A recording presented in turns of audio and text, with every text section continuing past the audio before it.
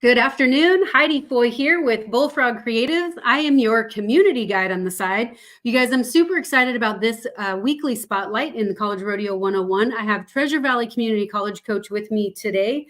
Before I bring him in, I do want to give a shout out to some of our advertisers in the community. As you guys know, we have worked really hard. I say we, it's me. I've worked really hard to try to keep the subscription levels extremely affordable, and I do that by kind of providing some colleges and some different companies an opportunity to advertise in the community. So want to give a shout out to Garden City Community College as well as Casper College. We would not be able to keep our prices affordable without the help of those sponsors or advertisers. So without further ado, I want to bring to the stage Mr. Drew Pearson. Drew, how are you? I'm doing great. Thanks for having me. Thanks for coming on. Super excited. This is not the first time we have chatted. I started doing a throwback Thursday because I think it's really good for me to go back and watch some of those old videos, but it's also really funny. I hope I'm better at doing video now than I was 4 years ago because they're a little rough. But so we have talked about your program. We've talked about your region during the countdown. So I'm really excited to have you back. We're going to cover probably a lot of the same information, but it'll be a really good update for our subscribers in the community. So I'm going to, I created a map. So I'm going to try to get that up.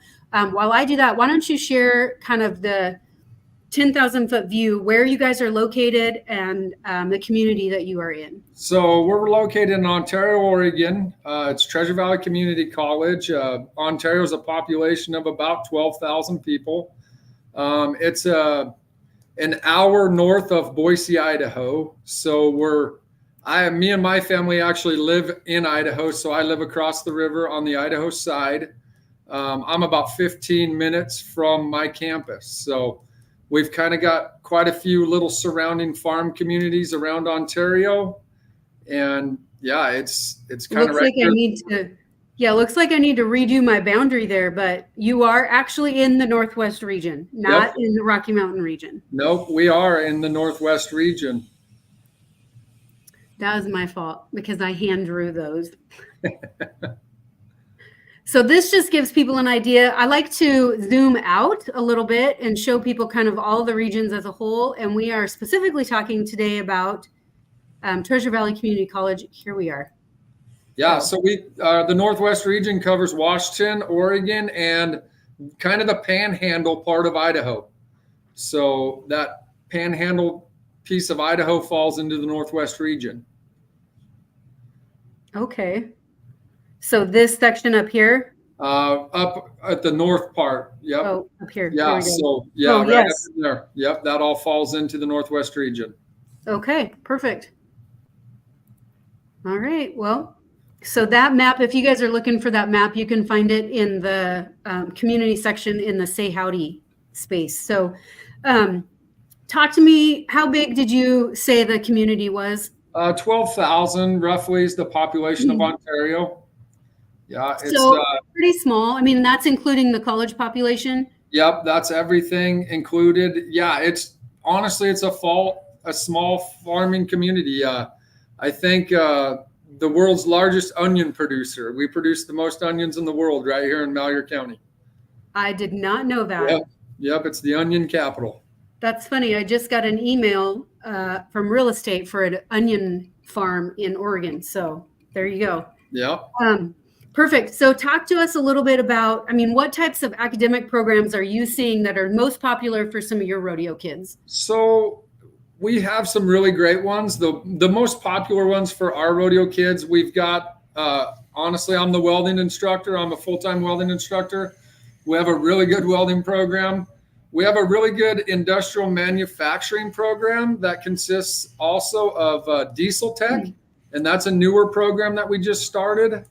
Our ag program is very, very good.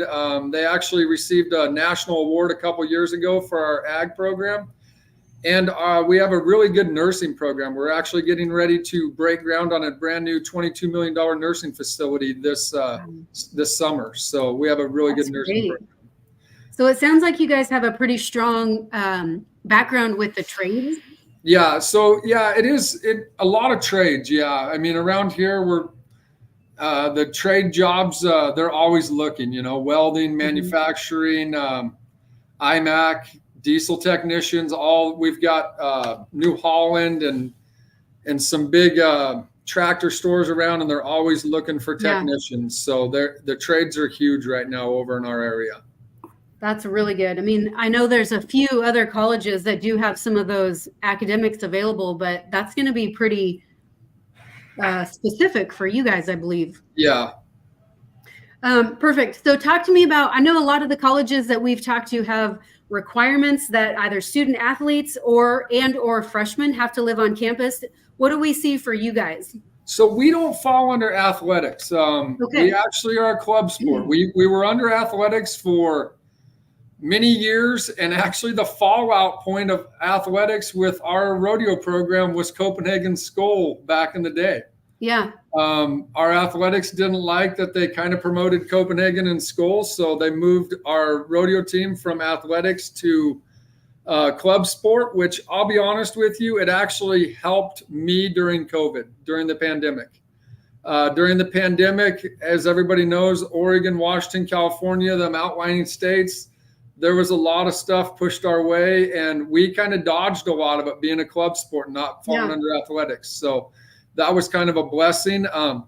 And really at the end of the year for my Casper kids, my CNFR kids, we still get to dip into the athletic championship slush fund and stuff to help cover some of them costs. So that's kind of the best of both worlds. You get access to the funding and maybe skirt around some of the red tape. Yeah, my students, they go to all the athletic things that we have little programs on campus that all the athletes have to go to, like alcohol programs, stuff like that. My students go with all the athletic programs. So we're kind of treated as if we were athletics, but we fall under the CTE dean as who is our day-to-day boss.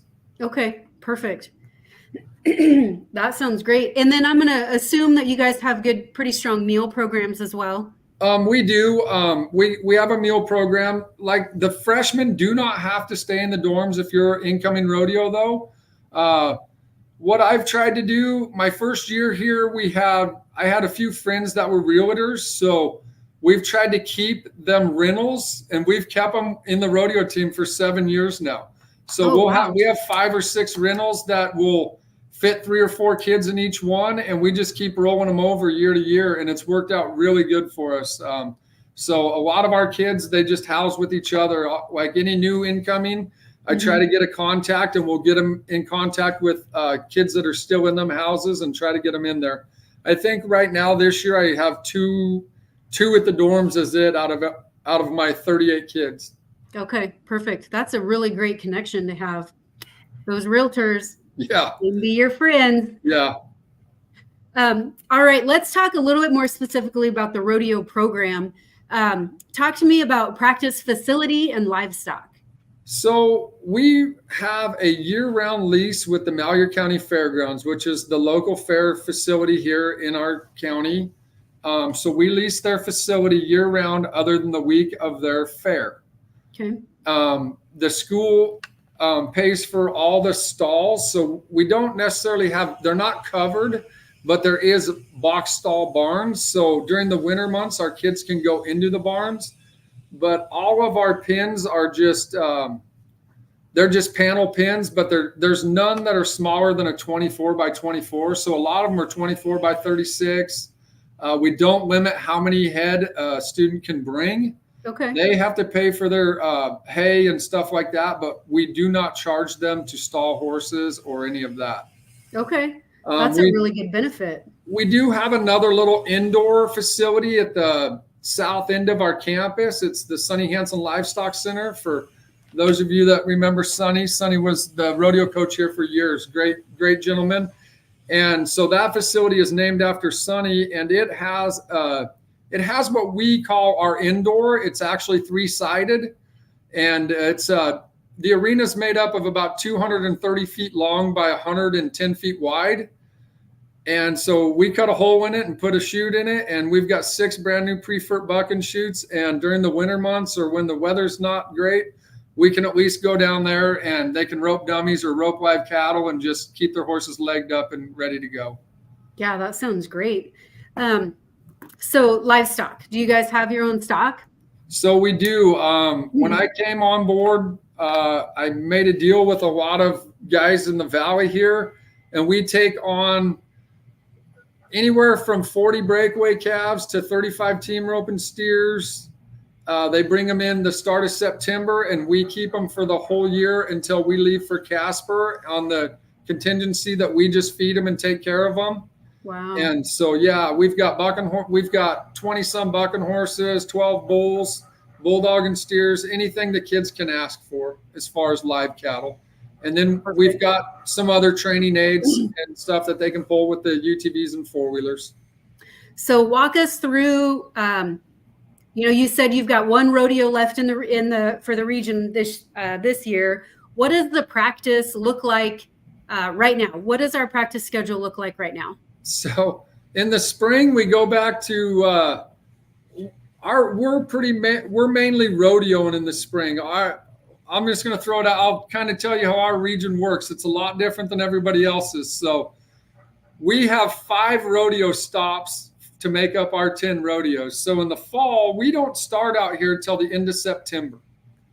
That's the big difference in us out here is most of us community colleges and universities, we do not start till the last week in September. So by that time, our window to really fit in a couple rodeos is very minimal. Yeah, we'll usually try to squeeze in 2, but there's years where we may only get in 1 rodeo. So it's actually going to be, it's rodeo stop 1, but it's going to be 2 rodeos in that one weekend. And then in the winter, we'll have another stop. There's an indoor facility at Walla Walla, and we'll have a rodeo there that falls within our winter term. So we have 3 actual terms. We have a fall, winter, and a spring term. Okay. And so then in the spring, we go back to back to back. We're back. We have 3 rodeos in a row to finally get our 10 in. And this weekend is our last rodeo. We'll go to Hermiston, Oregon, and go to the Blue Mountain Community Colleges, host the regional finals. Perfect. So that is a little bit different than a lot of the regions. They usually split it 5 and 5 to kind of keep it even, but I can understand that starting in September, you run out of time there. Yeah, we just run out of good weather out here. You'll start getting that rainy season, and then you get snow, and the first part of November you could have snow on the ground. So we don't have a big window and time to work with. Yeah, for sure. So practice. I mean, now we know kind of what the rodeo schedule looks like. Are you guys practicing throughout the winter? So in the fall, I'll start with the fall. We come in the fall and we'll go 6 days a week. So the kids can rope and get on livestock, get on rough stock 6 days a week if they want to. They'll go Monday through Saturday. And then when we get to Thanksgiving weekend, when the kids go home, I'll have them take their horses home during Thanksgiving. It's kind of their dead week. They'll come back and take their finals, and they're all going home the first week in December anyways. So usually the roads are still good. So we'll have them take horses home, and then we'll come back to school after Christmas break in January. So they'll kind of start trickling out, bringing horses, and that's when they'll start utilizing the indoor. Yeah. And during the winter term, we can practice anywhere up to 4 days a week. So they'll try to go down in the evenings and just start legging their horses back up and getting going. And then in the spring, we'll go anywhere from 5 to 6 days a week, depending on our rodeo schedule. So if we're rodeoing throughout the week, we're 4 nights a week. And now after next week, when we get done, all of our kids will probably rope 5 to 6 days a week. And our rough stock kids will probably get on twice a week, the ones that are making the college finals.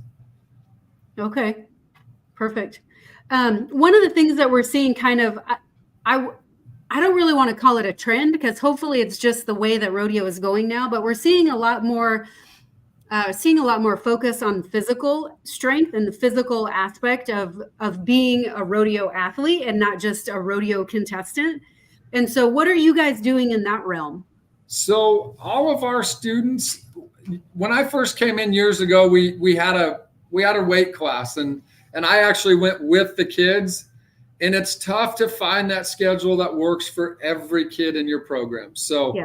it was just, we tried it for that one winter and it didn't really work, but every kid on our campus is able to get a gym pass. And we've got a gym right here on the campus, and it's a card that's a key card. So they can go in at any time that works into their schedule and go work out. So a lot of them will go as buddy groups and go work out in the gym and just push themselves and push each other. Perfect.